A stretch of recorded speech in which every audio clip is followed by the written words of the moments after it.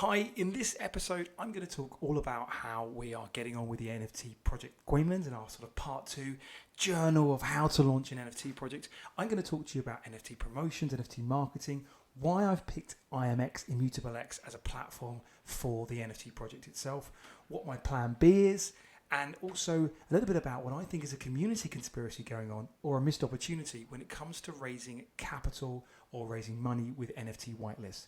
Why do some projects promote other ones over others? I don't know, but I've got some ideas. Let's find out. This is the Tokenomist. Hi there. So welcome back to part 2. This is the Gweimlins how to launch an NFT, I suppose, really, and just kind of documenting what I've been doing and making it easier for you to understand where I'm at with things, what I've been doing, what I've been working on. So for those of you who haven't yet seen the Gweimlins NFT project that I'm working on, you can find it on Twitter. It's just at Gweimlins. So imagine Gremlins, but with Gwei instead.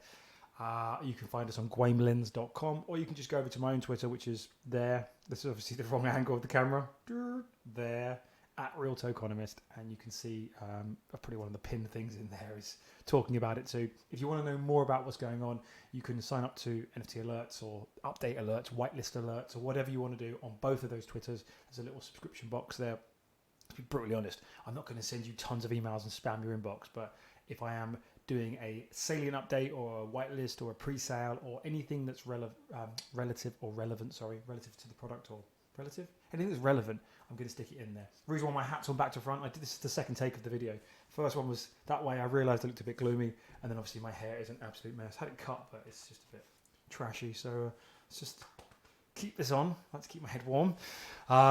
Right, so what am I going to do? I'm going to document a lot more of this kind of journey, this video. One, because it gives you more of an insight into what's going on with Gweimlins, but also if you're looking at doing an NFT project, you might find it useful to hear from someone who's kind of literally starting from zero and going onwards. What is my background before all of this? I used to work in TradFi.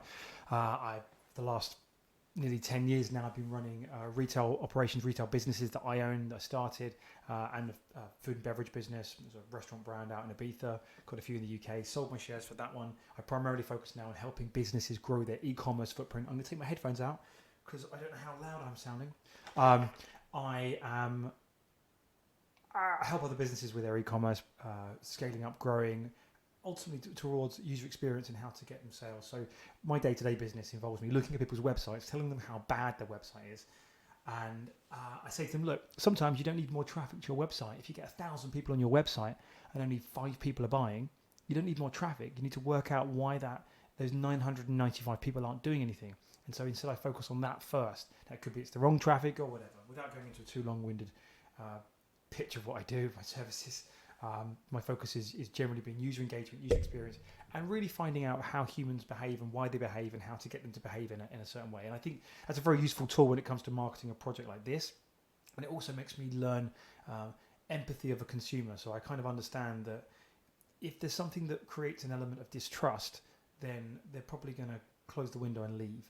And with NFT projects, as we become more mature, which in a very, very short space of time, we're becoming more mature, people are demanding higher standards before they part with their cash, even if it's just a small amount of cash, even if it's just a couple of $100. That could be a lot of money to some people. For others, it could be throwaway money. But it's before you invest social capital, before you invest human capital into something, which is often the biggest investment a lot of people have into NFT projects, is their attention. You kind of want to know that it's worth it, and you don't want to get annoyed or pissed off. So I certainly have an understanding of that in what I do outside, and I've kind of brought that into this.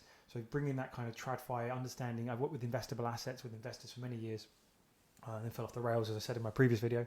I've done that. If you want to find out my background, check the first video. I'm going to put a link. I'm going to create a playlist actually for how to start an NFT project. So that will be in there. Number 1, update 1 it's called.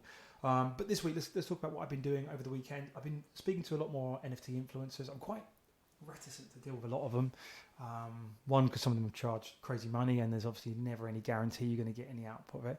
2, you've got to make sure that these guys and girls you've audited their followers. It's pretty easy to do. You just go to things like follower audit and just put their Twitter handle in it. And not just that, have a look at the engagement with some of their posts over the last day or 2 days. If they've done recent ones, are their pinned ones better? What's the standard of the comments in the message box, in the comments underneath the tweets? do they look like it's just automated replies? If you've ever run a social media site for a business, you know that you can use numerous bots to reply and try and build up your following count to improve your own credibility. And so are those the kind of comments you're getting? Are you getting genuine engagement? I think that's what I've been looking at really. I've come across a couple of influencers who are a bit smaller, one with a blue tick and one without, both easy to get on with, both didn't charge a ton of money. I've been building a change log, or a diary or a journal, and every time I spend some money I'm putting it in there just so I can get an understanding of what those costs are. I probably spent about, quarter of an ETH so far, and it's just been listed in there, and then try and keep kind of good accounts, good records, otherwise it can get ahead of you, and I think that's very important to be doing. Treat this like a business. If you're going to do an NFT project, treat it like a pre-launch of a business. What have been your initial costs? What could you improve on next time if you do it again?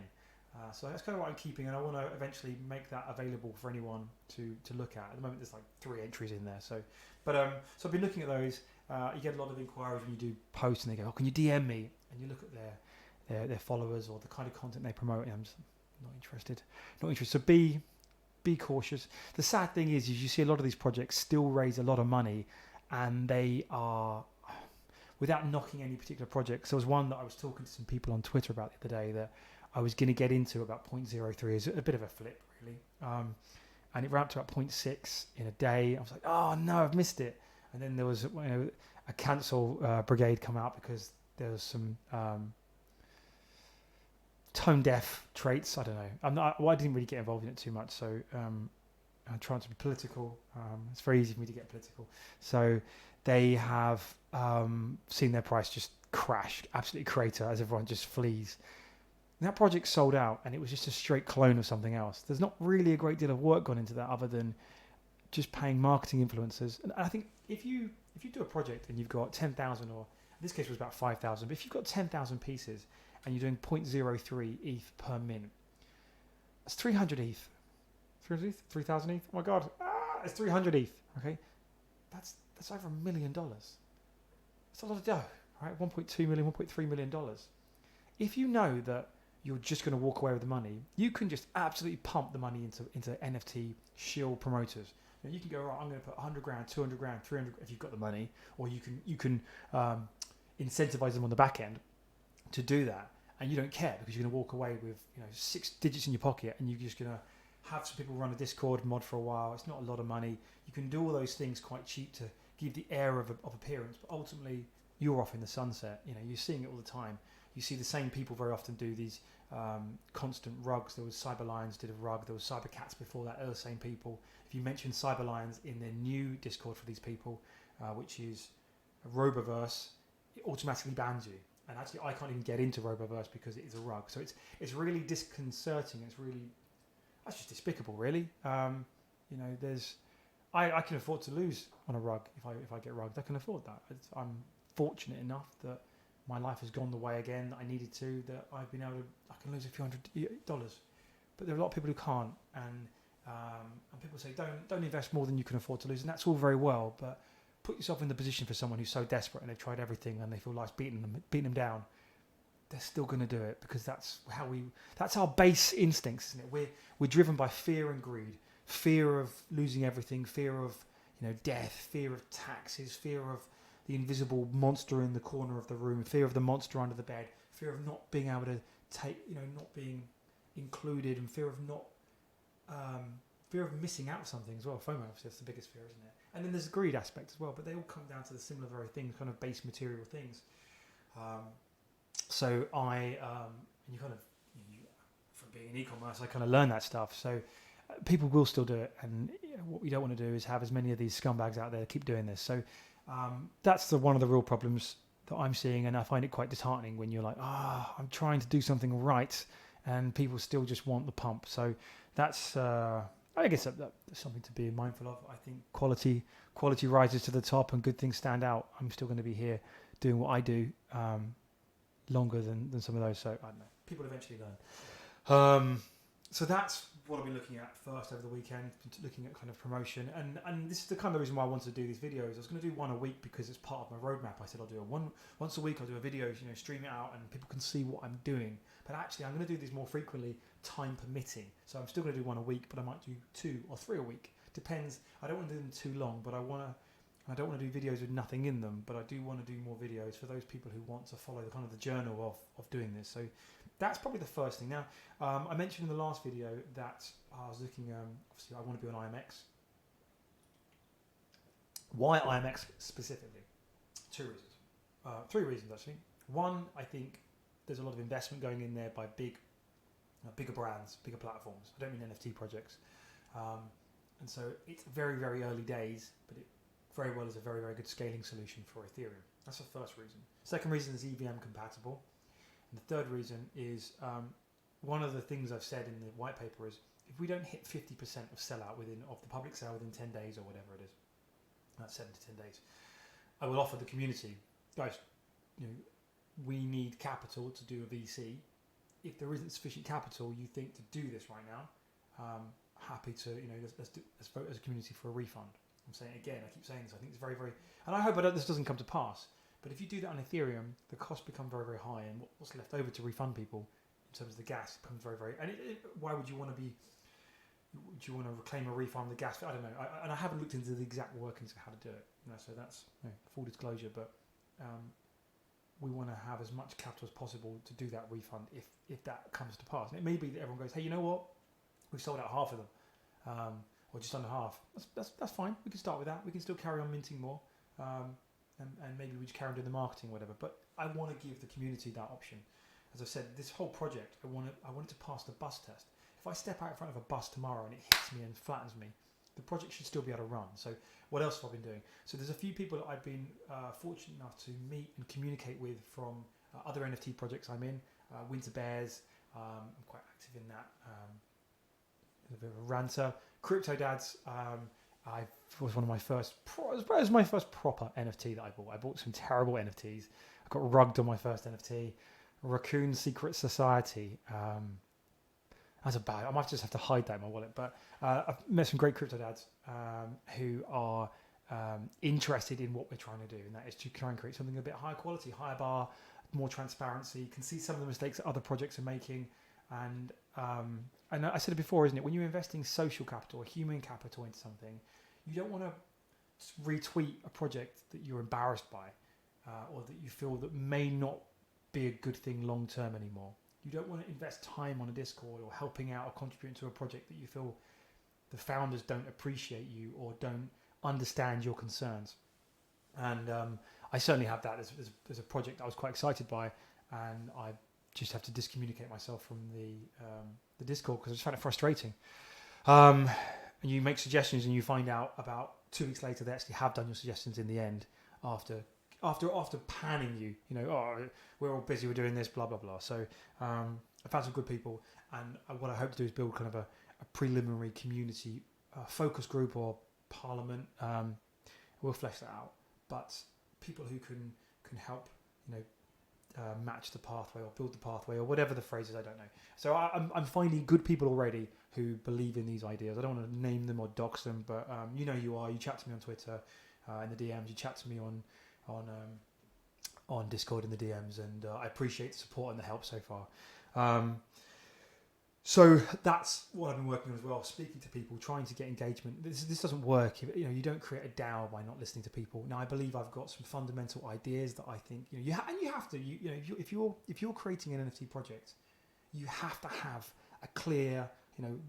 I want to get from point A to point B. You have to have some other hands on my lap. I've realised I just look like I'm just fiddling with myself. You have to have an understanding of a clear destination where you want to get to. And that's the point of a roadmap, I suppose, or a business plan. I want to get from here to here. How do I get there? Well, I ask people who've done it before, and I'm also going to leverage the support of other people to get there. And if the groundswell of support says, go that way first before going that way, then obviously if that many people think that, then in order to keep a cohesive team together and providing it makes sense and it's evidence-based, then you do that. You don't always bow to everything. If you fundamentally believe something, you have a strong thesis and you can stand behind it, then you say, look, no, I think this for this reason. And I think this is why I try to set up a white paper or an executive summary first, because I wanted to give a broader understanding of my general kind of macro thoughts and a wider view of things. So there is less kind of opacity there, but so yeah, that's what I've been working on.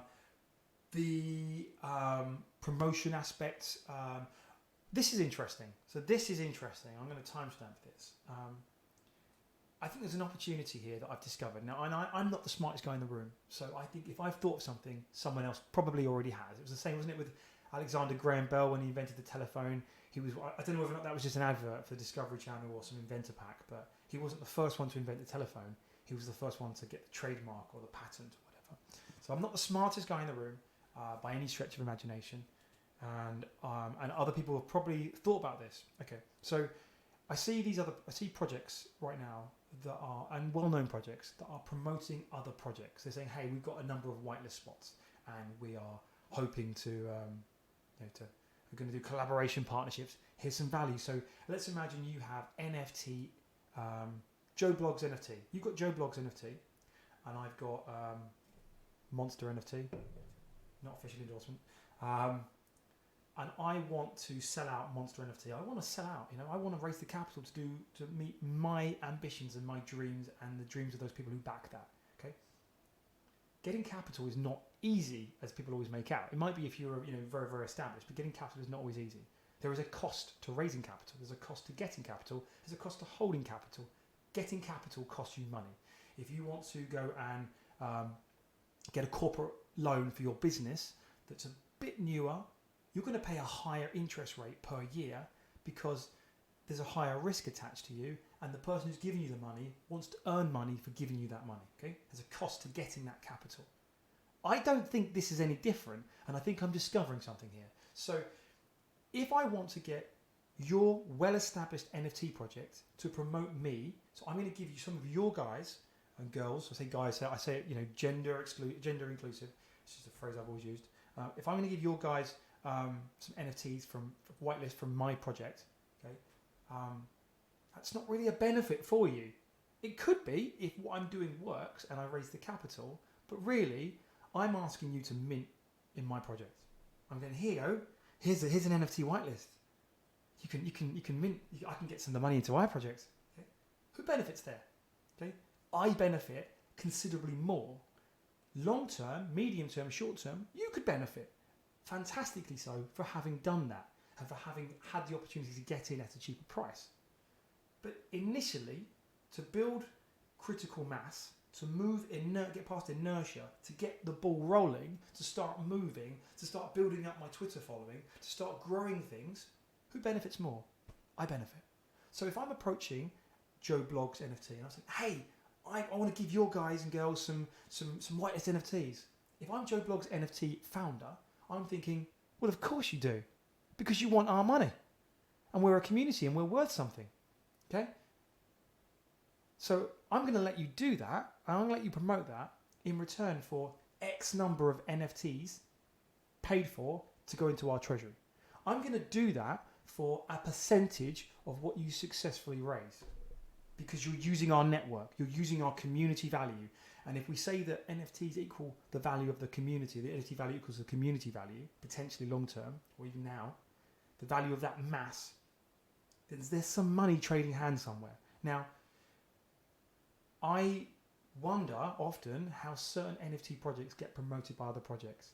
If those founders of those NFT projects are simply just doing it as a straight, great, we'll give you a shout out in return for some whitelist. It makes it look like we're giving some value back to our Joe Bloggs NFT holders. There's two things going on there.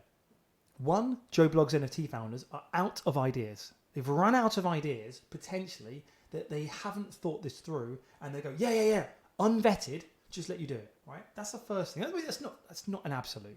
There's obviously going to be different versions, but straight away I'm thinking, that's not very smart. And why is it not very smart? Well, it's because it's worth money.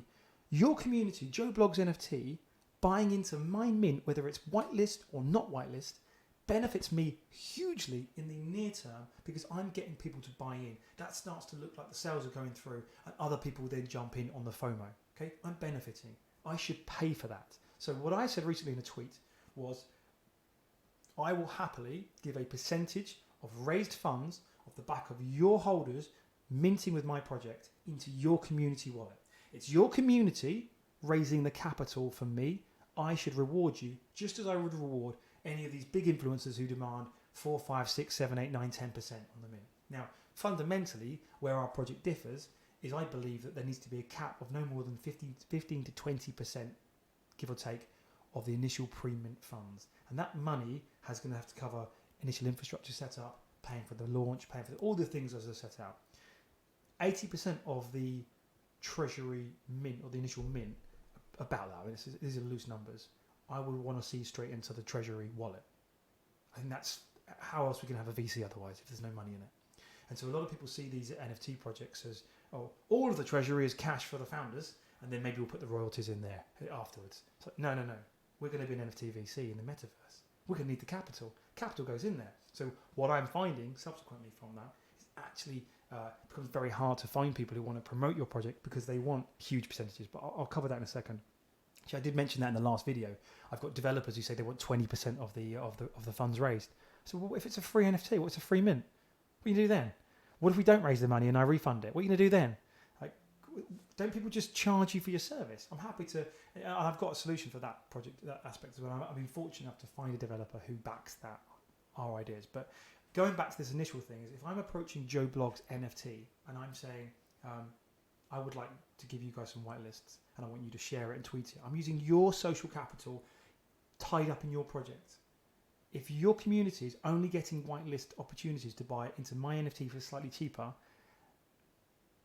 I think either the founders are missing a trick or they're pocketing the money themselves. I hope, having explained that kind of makes some sense. Because I'm suggesting that I would happily pay, rather than pay, happily pay into community. If in order to get Winter Bears, for example, and this is not Winter Bears, by the way, this is not Winter Bears, have got their own art club project, which I'm going to do another video on, which actually helps artists launch projects. So I'll just use them as an example. So I'm not going to use them as an example because their whole thesis is to help projects launch. So let's think of another one.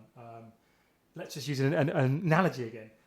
If your project, Joe Blogg's NFT, God, I feel terrible now. You might think, oh my God, he's spoken to Winter Bears. I haven't. Love Winter Bears.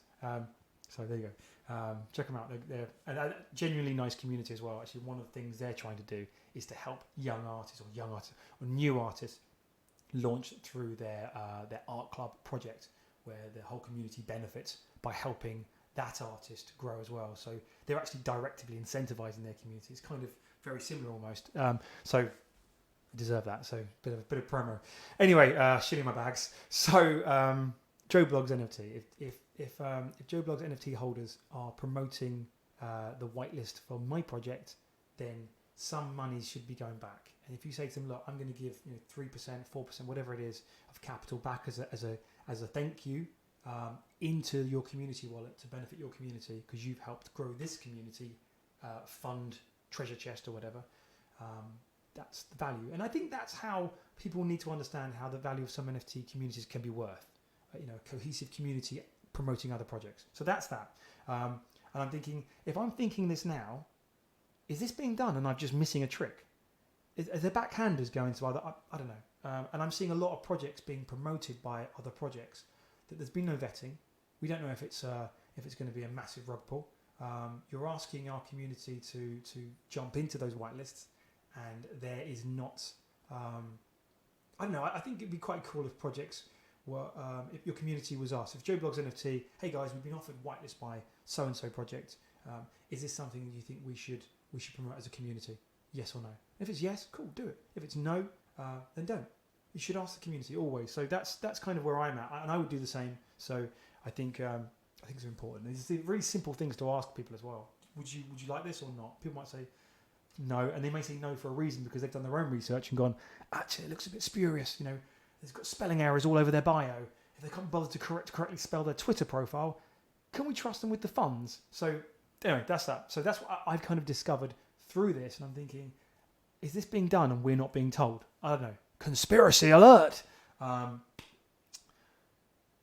Next up, I have been reaching out to Immutable X, so speaking to them about their contract and deploying it. When you make a smart contract, you have to develop it. You also have to deploy it, and then you have to connect it for a minting API front end on a website. So there is a number of steps. It becomes quite convoluted and quite complex. A lot of this uses metadata and structured data, and it's very similar to anyone who's ever done schema markup or JSON language on JSON language.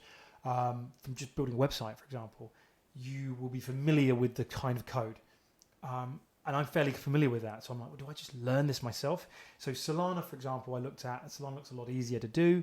Immutable X is still very early, and they do have a developer Discord. And I was going to just show you, this is how early you are with Immutable X. And you sometimes think, guys, is this really worth a $7 or $8 billion company just yet? Let's go to the screen sharing.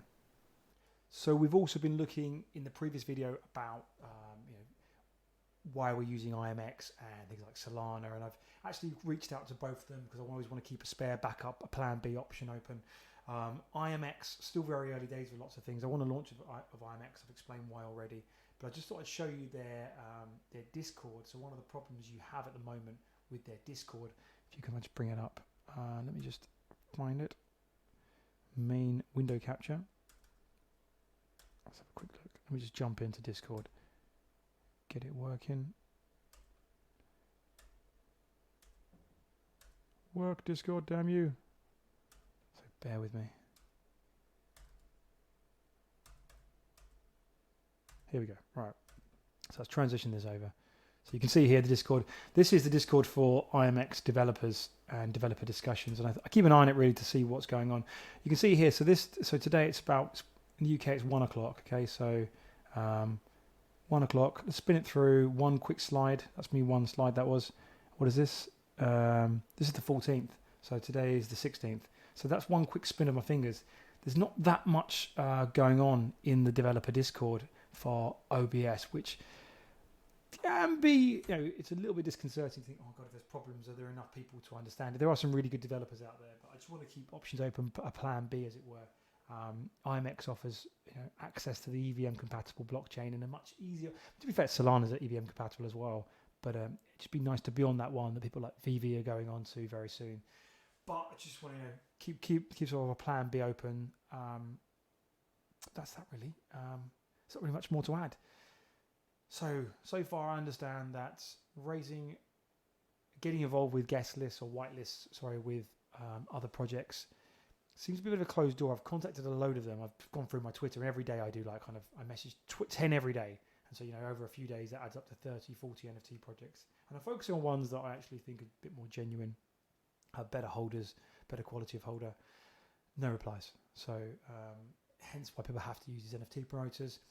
Running promoted ads on Twitter might be an angle. What I'm finding is my Twitter account is being stopped because I'm apparently promoting financial services. I think my issue is in my bio. My phone's going off. In my bio, I've got ex-regulated stockbroker in there, and I had a tweet that was blocked from being amplified.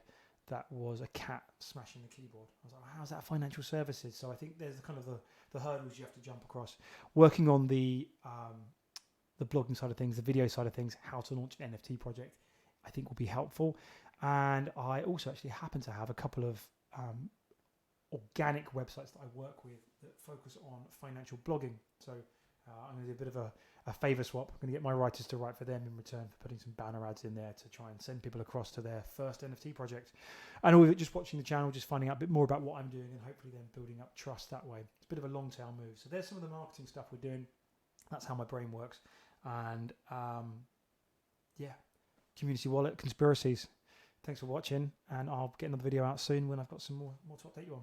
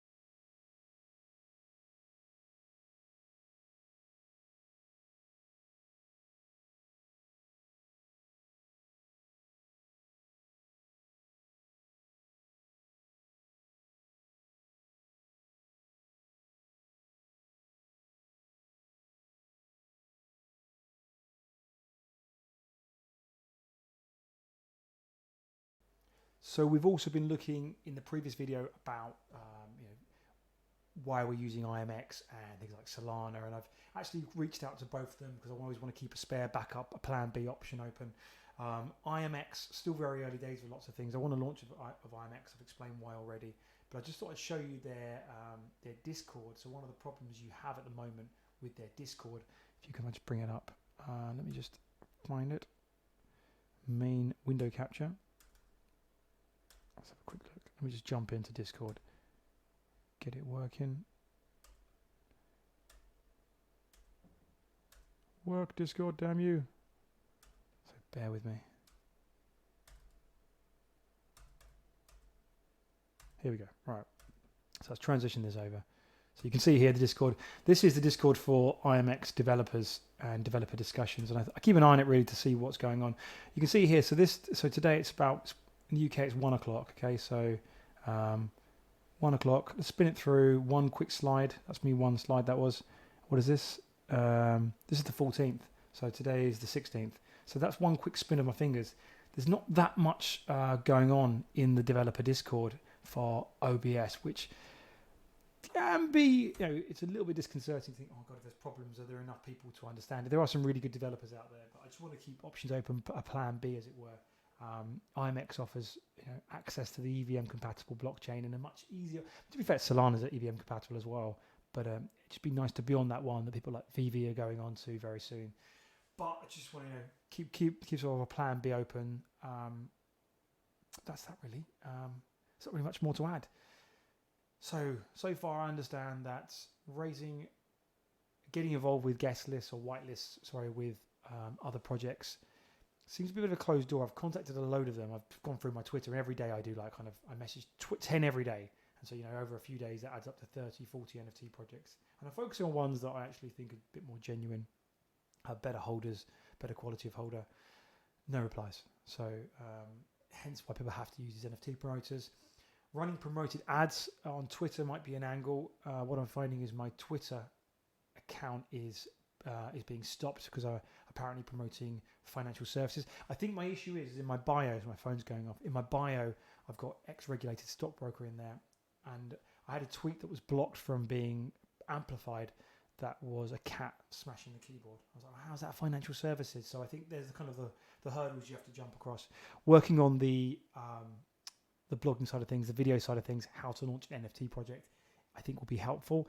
And I also actually happen to have a couple of organic websites that I work with that focus on financial blogging. So I'm going to do a bit of a favor swap. I'm going to get my writers to write for them in return for putting some banner ads in there to try and send people across to their first NFT project.